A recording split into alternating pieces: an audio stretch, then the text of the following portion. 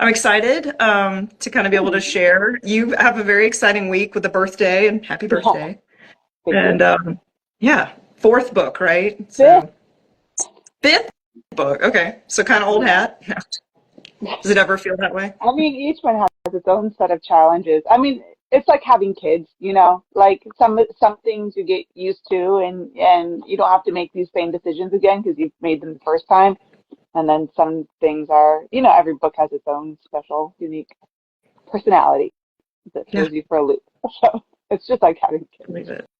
I believe it. Well, very cool. Okay, so I have some questions, kind of divided into like your writing journey and the book itself. So, which would you prefer to go first, like you or your book? Let's start with the book because then if people just watch for a little while, you still get that, and then we can talk about me. That sounds great. Okay, so Weaving Roots, it's a new series, correct? There it is. Yeah. That okay, I haven't been there yet, but that's got to be such a good like there it is in the world. Like Yeah. awesome. Okay. So give Yes, us new series.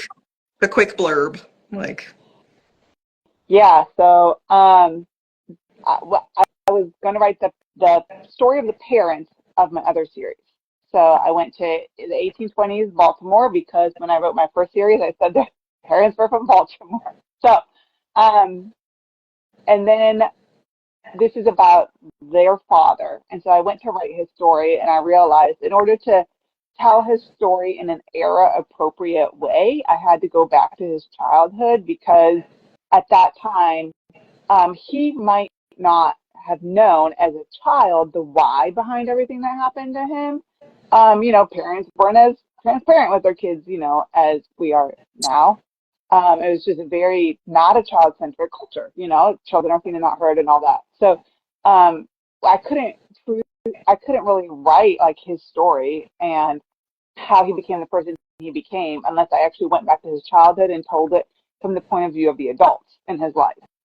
So Weaving Roots is about Betha Young. She is a spinner for her brother's weaving business. Our businesses were, in the home. They were in the family largely at that time. You kind of had your front workroom that you worked in, and that was just a very, this is the beginning of the Industrial Revolution. So this is, people weren't starting to leave home to work very much at this point.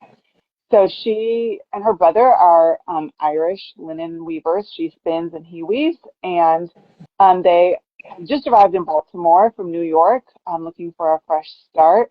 And she takes Henry, her brother's 10-year-old nephew, I mean, her brother's 10-year-old son, her nephew, to school to enroll him in school.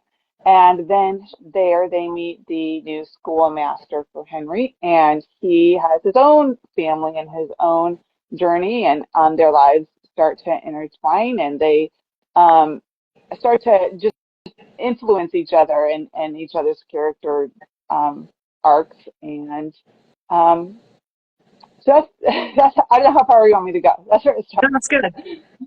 I feel like most historical books, it's like the school marm, like it's like the woman, and I'm sure it was different time periods or whatever, but it's fun. I don't know, to have the man as like the love interest. He's the teacher, right? So, Yeah, and that's the way it was at this era. It was the men teaching, and the women teaching, became more a later thing. I mean, at this point, the only time women would be teaching is if they were teaching only girls.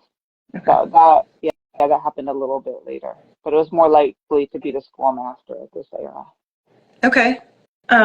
Did any characters come out of nowhere and you just love them? Like that's so fun when that happens. Did it, or were you very planned from the beginning? Yeah, so this was like my first time like completely starting from scratch with like all new characters that I had never, dreamed of before. And the first time I was ever looking down at the page being like, who do I want these people to be? Like what do they struggle with? And just kind of like making that up myself. That's so bizarre, right? Um, and I would say the people that surprised me the most, so the school teacher, his name is Colin Gallagher, and I would say the people that surprised me the most were his siblings. So he is in a blended family. His mother died several years ago, and his father remarried to a woman who had kids, and they had more kids. And that's just, again, very common for the era. Um, a lot of families were blended, in historical and times, and that's not something you necessarily see in fiction that much, but it's just a reality of the era. So he has some really cool siblings that kind of surprised me, and I'll be able to write a book for at least one of them, but yeah, I think they would be a fun family tale I could go deeper with eventually. Okay. Um, let's see. So, were you excited to kind of jump into a different time period? I'm sure that took a lot of work, right? Yeah, I was more overwhelmed by it actually, because I didn't know anything about the 1820s in America other than just the basics. Yeah, so I was very unfamiliar with this era and this place, and I guess what worried me the most was that I would be able to learn enough about how people thought and what was important to people, and to be able to tell their story well. I didn't want to, I mean, I know to some extent in historicals, we can't truly reflect like how people really thought and acted, but I wanted to be able to do a faithful representation. And um, I was like starting from scratch. And going from the 1860s and 70s, which is what I had written before, and going back to the late 1820s, I was erasing a great deal of technology. I had to take away the telegram, the railroad, photography, like half of the country, So, it was really interesting to step back even further and be like, what life was like. I mean, even like canning, like they weren't even canning yet. Everything was like dried and pickled, It was just so many things I had to erase. It was really challenging and really kind of fun, I guess. That would be fun. My next book I'm thinking about writing in the early 2000s, and it's, I mean, different levels of technology, but even then I'm like, oh, they weren't using cell Yeah. phones like we do. Even little things like how do you communicate, even not that far before what you've already done. So, So you've got the MapQuest. We're using MapQuest and we're putting out directions. no, I remember I'm 36. I did use MapQuest when I first got a car. Yes. The paper and the Yep. swerving because yeah, all the paper. Yeah. It was an embarrassingly recent number of years ago that I threw away the stack of papers in the door of the car with all the directions to my friends at the places I normally went. Yeah. That's true. We still have like the Garmin GPS in the glove box, like just in case we need like. Yeah. Um, okay, so what happens now? I know the book just released, but are you already on to the next book, or what's happening? Yeah, barely. So I am going to be writing the story of Colin's brother, Patrick, next, and I will say that I am more excited about this book because I feel like this particular book is what the rest of my career has been working towards. There are some historical stories that I want to tell, and I basically set up this series so that I could finally tell them. So I'm really excited to finally have a character that can interact with the topics and the people I want to talk about. Um, so I'm really excited. I have started researching. I have a pile of books behind me, and I spent a week earlier in June just really diving into that. But it's a long process. It takes me much more than just a week in order to be able to research well and historical. Like there's so many like little things that that my books talk about. Like I might have one or two main things. Like in this book, I'm talking about weaving and I'm talking about school education methods in the 1820s, but I'm talking about like 18 other topics, the second grade awakening, um, the Industrial Revolution. Like there's so many other things that are in there. So that it's a lot. It's a lot of research and yeah, again, you would just want to make a faithful representation as well as you can, and you know that it's never going to be enough and never going to be perfect. But I have started researching for that. I've started jotting down like some outline and some. I know the general like what's going to happen, but I have a lot of the little pieces that get filled in with the story actually come from history, and they come from my research. When I find out, like, oh, this is what was happening in Cincinnati at this time, that ends up informing my plot. And so I can't really fully outline and start writing until like I've researched well enough to know what my story can be. Yeah, that's a whole nother layer of work you have to do because otherwise you have to stop, right, and take however long to fill out the bones, right, Well, to even write the and you don't story. want to get halfway through to find out that what you wrote is like actually could not have happened because of XYZ. So I need to find that out first before I can come up with a really good outline. Say But God. I mean, I often say that I write as an excuse to research, so I actually love it, and I have a lot of fun on the treasure hunt, I guess, of finding cool things That's to so write fun. about. So I don't hate it.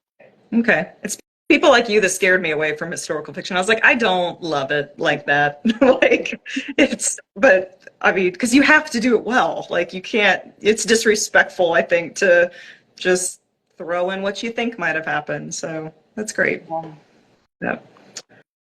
Um, okay. Kind of on the like writing journey. So I will say I've bought two of your books. They're sitting in my TBR pile, like the whatever, however many. But I remember when I bought it was your first book, because I'm like, I need to start in the beginning. Um, and I told you that I bought it, and you said something along the lines of like, well, I was a not a different person, but you were more idealistic. There was some word you used. So like, Huh. how is your kind of journey changed from your original plan? Like you have changed obviously as a Yeah. person because you've been doing this for a while. So tell me about where you are now, I guess, from is it a big Yeah, question? interesting question. Yeah, so as you said, like research scares you, and that's what I love. Well, writing craft scared me, So the thought of like sitting through a conference, having someone tell me how to write was um, just I could think of very few things that I wanted to do less than than spend a lot of time learning writing craft. I just wanted to be able to tell a good story, and I think that that's one area that I have grown. I have like through time, I've been more willing to, to take those classes and learn those things. And yeah, so my writing style does change, and that was actually difficult. That made it hard to write this book because before I just sat down and wrote. I wrote what I think is a really good story. I love story. I've always loved story. I love beautiful things. So that was what I was doing is I was just sitting down to write a beautiful story. And so now, I feel like I've lost some of that magic, and it actually made it harder because of like, I'm paying attention more to like the craft part of it. And am I doing this correctly? And have I, I don't know, like written this arc the way it's supposed to be and everything. And I think I really struggled with like, there's something really magical about that first series. I really deeply love those books, um, even though I wasn't like a well-crafted author at that time. The story, I think I strongly believe in it. I strongly believe in the messages in them, and I will continue to promote them and advertise them because I really believe in them. And there's something really magical about them. And that was what was hard with right, like yeah, because now I know too much. And it made it harder to still capture like that voice of what makes me me, while still using the skills I've learned along the way. Um, so that's one thing. Another thing is that and I pray a lot more about my work and involve God a lot more in my work. When I wrote my first book, I did it for fun. I just did it for me. I mean, it has a lot of faith in God in it, but I just did it because it was something fun for me to do. And it wasn't until after I published that and people started telling me like how much God used it in their hearts that I realized like, oh, God's really like involved in this already, even though I didn't ask him to be. And so can you imagine if I asked him to be, what he might do? So that's one thing that has changed too, is that I start with a lot more like, this is yours, Lord. Where do you want this story to go, and where what take it where you want it to go. And so that's one thing that's changed too. That's true. Because, I mean, as Christian authors, we throw around this phrase that we're called, we feel led to write, and God gave us these gifts. And I think that is all true, can all be true. But the second we don't like actually involve Him, like it's just the theology in my head, right, that's coming out to tell these stories. And that's Yeah. not the same as connecting with the God who gave you the talents and is calling you to do the writing, right? Yeah, and the fact that, like, I was able to see, like, he used his book to bless people anyway, even though I didn't ask him to. Can you imagine, like, if I did ask him to, like, what blessing I could get out of it? Um, and so for my second book, I actually, and this is something else with historical, is you're like, what was in existence at the time? Like, what did my characters have access to? So I was like, what theologians and what like Christian writings would they have read, and what would have informed their character journey? Because they, have that available to them. And so I started reading some of the Puritan writers that my characters could have written. Oh my goodness, God got up in my business, and I was like, I'm never writing a book without asking the Puritans first, like going to the Puritans and seeing what they wrote about it, because there's some good stuff there. And yeah, so it's so much more powerful when God is a part. That's so funny because to think we're so advanced and that's so antiquated, like, and I mean, God was working then too. He was the Holy Spirit. Yeah, he transcends time. That's for sure. Interesting. Okay. Um, let's see. Now we pretty much answered that one. Do you pick a certain theme for your books to revolve around, or does it kind of develop as you go, or how does that work? Yeah, that's a good question. Yeah, so again, history informs a lot of what I write about. And so when I was starting to explore Betha and Colum, and like look at um, who their jobs, even who they were, and some of their personality, and started to ask the questions of like, what is it that they struggle with? And when I realized that what they struggle with was like so incredibly relatable to like our day and age now, that's where my theme came from, and so for Colin, like, it's his story is based on real history about the Oliver Hibernian Free School in Baltimore, and that was a free school for Irish children. And they actually at some point in the 1830s removed, or they did not have the Bible as a class book, and in the 1830s they added it. They started utilizing the Bible in the classroom, and most of the students left the school. And so right there, I was like, I have Colin's story. I have his character arc. I have, that was so fascinating to me, because I'm like, these are some of the same questions and same issues that we deal with today, and for Betha, she's mothering her 10-year-old son. And I mean, motherhood is um, always relatable. Like, what is her main question has to do with, like, what is our role in parenting, and what is God's? Like, what's our responsibility, and how far does our responsibility extend, and then how much is God's? And those are some of the questions she asks. And so when I realized, like, that those two character arcs, like, were so common for today, like, my themes just came from that, and it just made it easy. So Okay, I love that. Um, in your free time, you must spend some time reading, right? Like in all of our, motherhood free time. yeah. Do you typically read historical fiction? I guess you're reading nonfiction and things too, but what do you enjoy reading? What is it? Yeah, I do. So it's hard these days, as an author.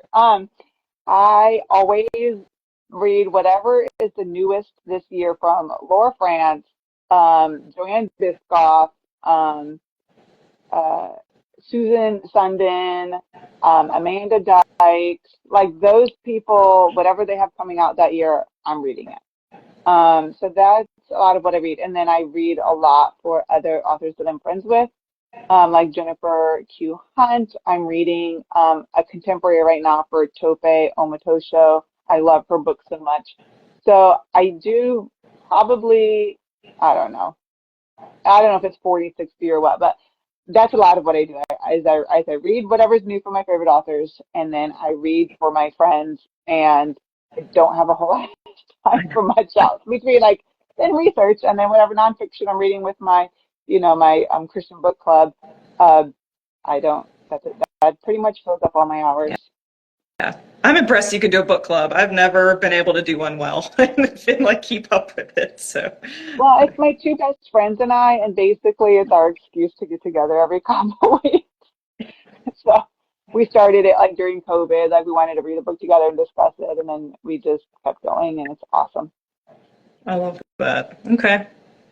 Yeah. I feel like once you become even like me, like attempting to become an author, you are inundated with helping. You're in the community, which is wonderful, but it takes a lot of time. So you're like, okay, I need to be beta reading. I need to be, Yeah, like helping everybody because you're part of the team. But right. it I all know. takes time. And at this point, I'm like 5 years in, and so at this point, I have like my critique team, like my friends that like we are in the similar stage in our journeys. We critique for each other, so on and so forth. And so like I really want to, and I try to still be reaching out to like new authors and helping newer ones who need beta reading too, because now I have this 5 years experience. But gosh, it's hard to fit in both. Yeah. Okay, I have kind of maybe like one last question, I guess. But you are someone that I admire that you are not as afraid as the rest of us to kind of say the truth that's on your mind on social media. And you've definitely obviously become kind of known for that. So I feel like whenever you post, I'm always like, okay, well that's an easy like she's not making a big statement with that one, and like waiting for I don't know, like the next one. But just to be bold, I mean, because you're an indie author, so you have maybe perceived a little bit more room to say things that Yeah. other people might be afraid of Yeah. because of backlash. So how, I don't know, do you still get nervous? Do you because you're kind of a voice for that. Oh wow. Well, I don't know if that's a compliment or not. um, that yeah, that is. I don't know. I think okay. So when I say something online that is like controversial or just like not things people say out loud, that is usually because I've got something burning inside my heart that I don't know whether it's the Holy Spirit or just my opinion. You can blame it who you want to. But it gets to that point where it like burns so much that you're like, I need to say something. You know, this has been mulling over in my brain, and I do pray over my social media. Um, so yeah, so that's usually where it comes from is that it's something that I feel like I can't stay silent about. I do definitely feel that because I'm an indie, I have an ability to say things that maybe other people don't, like they maybe can't, for whatever reason. Um, it has been a while since I've done a whole lot of that, because I think I said most of the things that I have to say. Most of it's out there.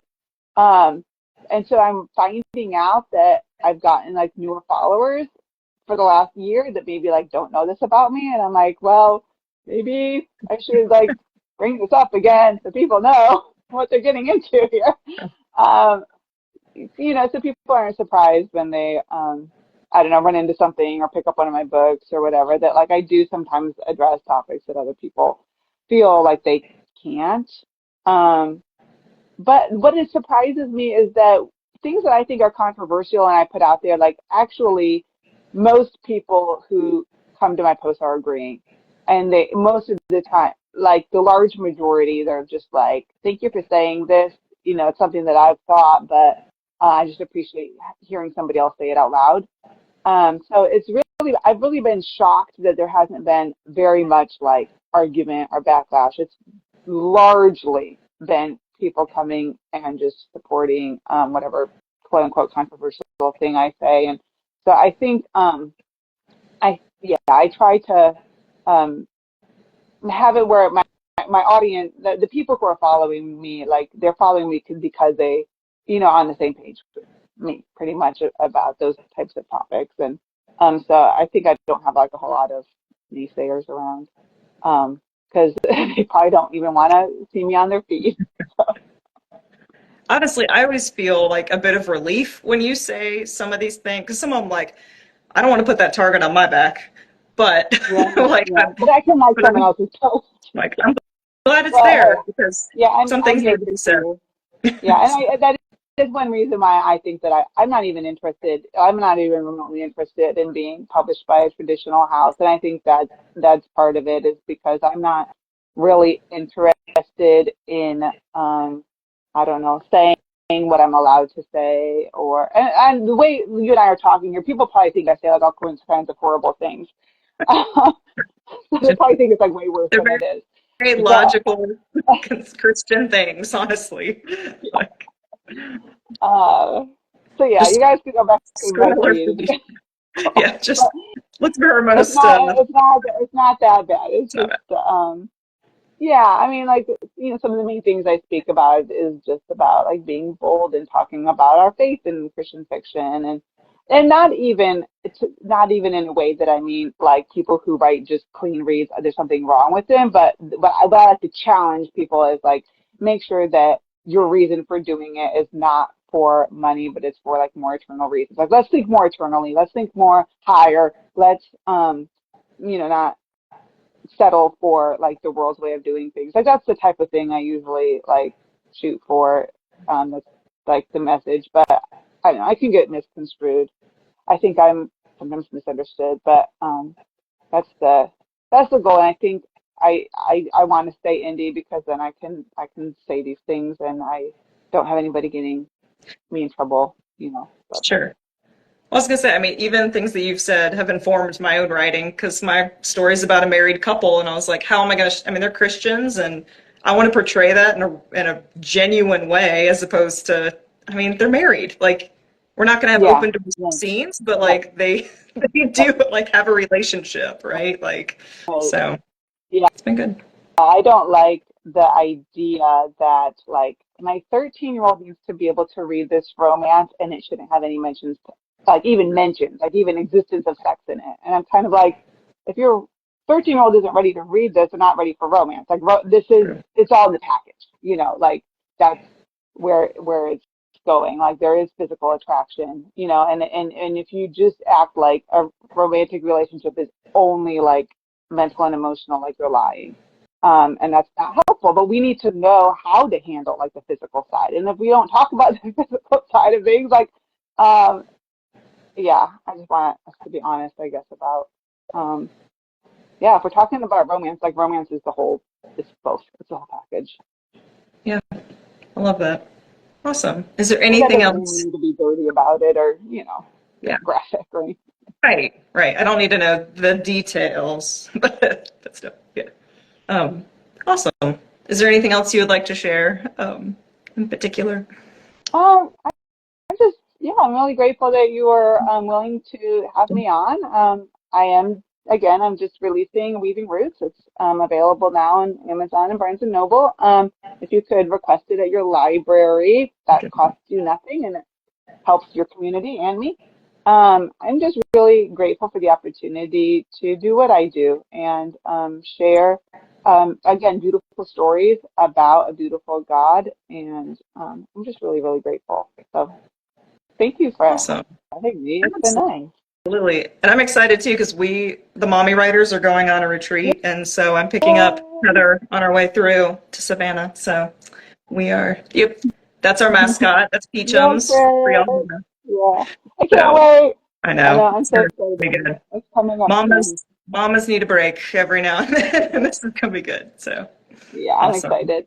Can't wait All to see right. you. Well, thank you, Yeah. and good to see Thank you, you. and we'll see you in real life soon. So, Yeah. Sounds good. all Thanks. right. Bye.